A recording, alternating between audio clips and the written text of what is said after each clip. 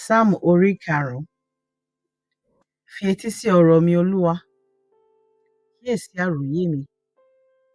Fi etí sílẹ̀ sí igbe mi fún ìrànlọ́wọ́, ọba mi àti Ọlọ́run mi.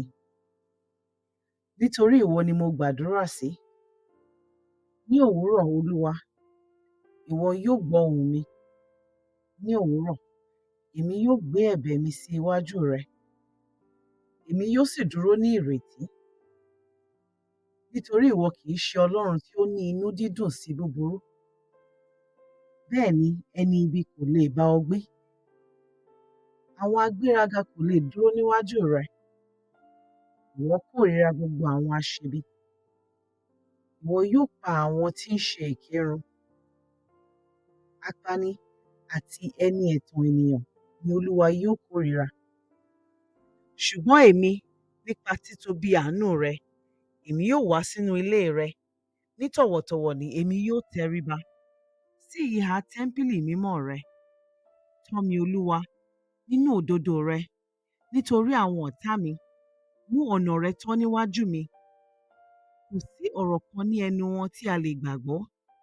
Ọkàn wọn kún fún ìparun. Ọ̀nà fún wọn ní isà òkú tí ó ṣí sílẹ̀. Pẹ̀lú ahọ́n wọn ni wọ́n ń sọ ẹ̀tàn. Dá wọn lẹ́bi Ọlọ́run. Jẹ́ kí rìkíṣí wọn jẹ́ ìṣubú wọn. Lé wọn jáde nítorí ọ̀pọ̀lọpọ̀ ẹ̀ṣẹ̀ wọn, nítorí wọ́n ti ṣọ̀tẹ̀ sí ọ. Ṣùgbọ́n jẹ́ kí gbogbo àwọn tí ó sádi ọ́ kí ó yọ̀. Jẹ́ kí wọ́n máa kọrin fún ayọ̀ títí. Tan ààbò rẹ sórí wọn, àti àwọn tí ó fẹ́ràn orúkọ rẹ yóò máa yọ̀ nínú rẹ. Dájúdájú Olúwa, ìwọ bùkún olódodo. Ìwọ fi ojú rere rẹ yí wọn ká bí asà. Àmín. Sáàmù orí kẹfà. Olúwa, má ṣe bá mi wí nínú ìbínú rẹ. Kí ìwọ má ṣe nà mí nínú gbígbóná ìrunú rẹ. Ṣàánú fún mi Olúwa, nítorí ẹ̀mí ń kú lọ. Olúwa, wò mí sàn, nítorí egungun mi wà nínú ìnira. Ọkàn mi wà nínú ìrora. Yóò ti pẹ́ tó, Olúwa, yóò ti pẹ́ tó. Yí padà Olúwa, kí o sì gbà mí.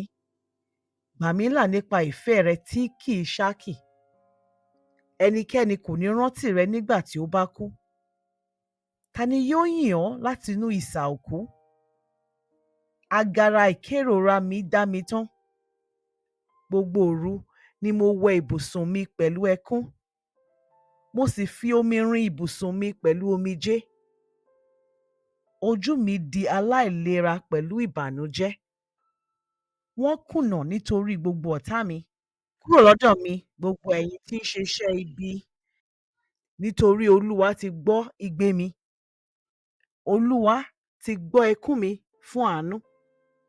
Olúwa ti gba àdúrà mi.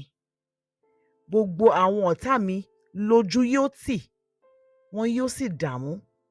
Wọn yóò sì yí padà nínú ìtìjú àìròtẹ́lẹ̀. Àmín.